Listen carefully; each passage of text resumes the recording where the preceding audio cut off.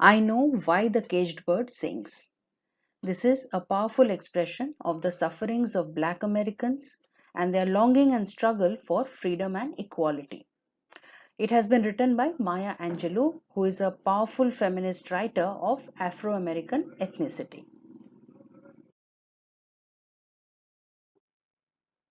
There are two birds in the poem.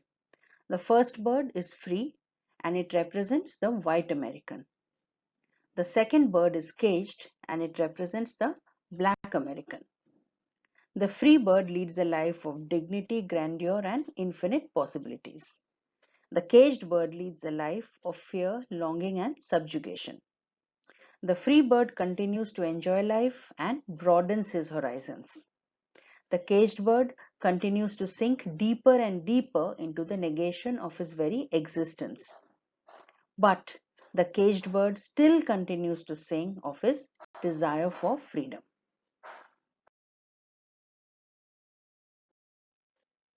Now let us read the poem slowly and understand the meaning.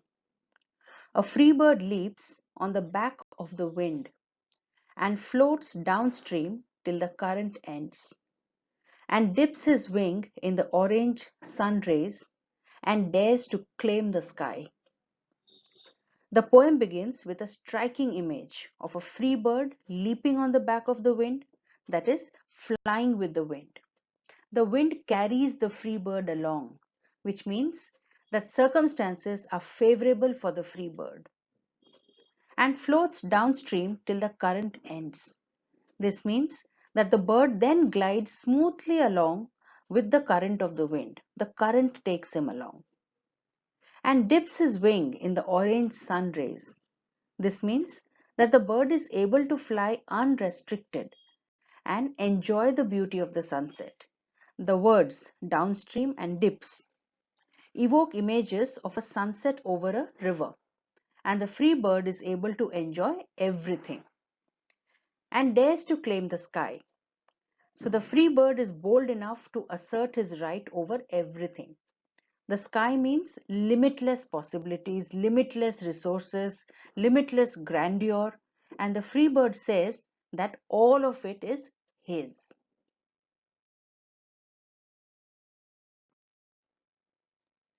But a bird that stalks down his narrow cage can seldom see through his bars of rage. His wings are clipped and his feet are tied, so he opens his throat to sing. The second stanza shows us the completely contrasting condition of the caged bird, but the bird that stalks down his narrow cage. So while the free bird lives in circumstances that are in his favor and can claim the entire sky as his own, the caged bird lives in a cage which is narrow and confined, restricted. All the caged bird can do is move up and down in frustration in this confined area, can seldom see through his bars of rage. So the caged bird cannot even see, cannot even fathom, has no true idea of the limitless possibilities that exist for the free bird. He can hardly see anything through the bars of rage all around his cage. Now, what are these bars of rage? The bars of rage are the racial discrimination and subjugation imposed by the hatred of the whites. These bars of rage are also the sadness, the frustration, the fury, and the fear felt by the Black American represented by the encaged bird. Trapped in the cage by these bars, the caged bird cannot envision anything, cannot plan, cannot hope, cannot dream even. His wings are clipped and his feet are tied, so he opens his throat to sing. All opportunities are denied to the caged bird. Even his wings are clipped and his feet are tied.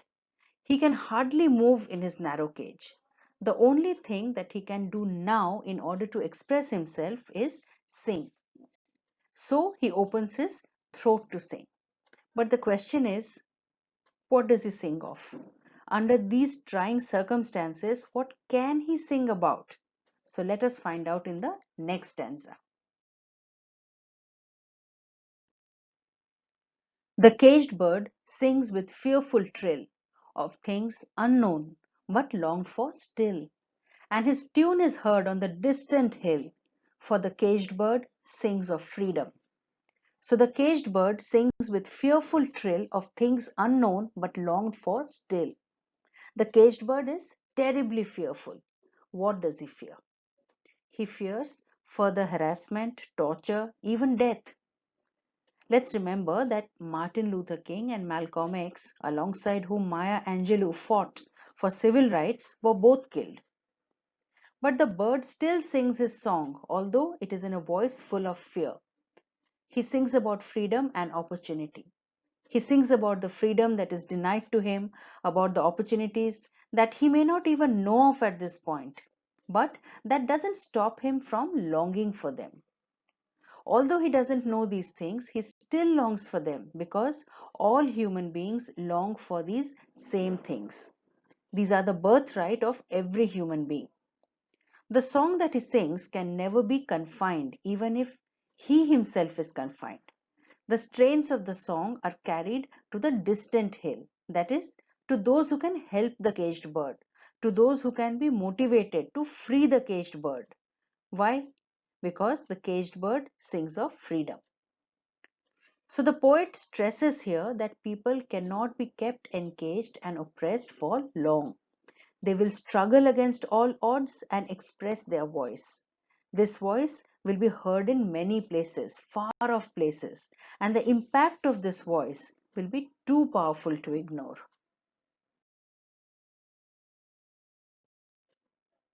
The free bird thinks of another breeze, and the trade winds soft through the sighing trees, and the fat worms waiting on a dawn bright lawn, and he names the sky his own.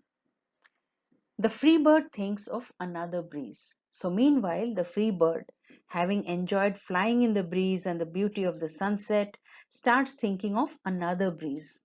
Another breeze means new or more opportunities.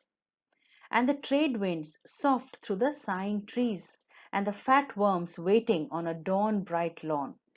So the free bird is able to explore and experience the trade winds blowing from long distances gently through the sighing trees. He is able to move to newer places and experience new things. He has the freedom to find his own food. He can go as far as he likes, and he can enjoy the fat worms waiting for him on a lawn brightly lit up at dawn.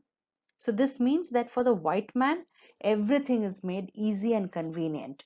All the resources of the world are laid open to him. He has no idea, and he is totally oblivious to the sufferings of the black man. He enjoys fat worms, which means the choicest pickings of food or whatever he likes. And he names the sky his own. This means that the free bird asserts his claim on the sky. He says that the sky is his and only his. Similarly, the white man says that only he has the right to the resources and opportunities that the world has to offer. He does not even conceive of sharing them with the black man. But a caged bird stands on the grave of dreams. His shadow shouts on a nightmare scream. His wings are clipped and his feet are tied, so he opens his throat to sing. But the caged bird stands on the grave of dreams. In stark contrast to the condition of the free bird, the caged bird's dreams are dead, and he stands in his cage on their grave. His dreams are dead and buried, which is the worst thing that can happen to anybody, because if there are no dreams, there is no hope, and then life is nothing except torture. His shadow shouts on a nightmare scream. So, with his dreams dead and his very existence negated, the caged bird is no longer even sure of his identity, which is why he becomes nothing else but a shadow. He's not even a real entity, he's a shadow. Still, he makes all the effort he can in order to scream loudly as he lives a life that is like a nightmare. His wings are clipped and his feet are tied, so he opens his throat to sing. Even in this worst condition, the bird opens his throat to sing because it is only his song that can liberate him.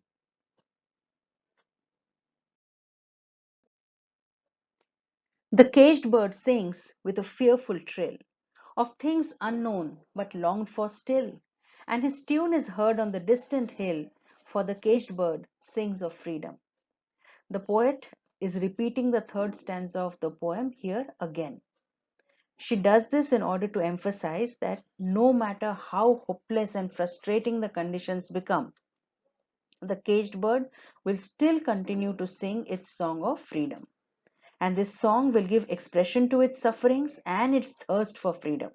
It will be heard far and wide, and the blacks will continue to struggle against all odds, and in due course, they will surely be liberated.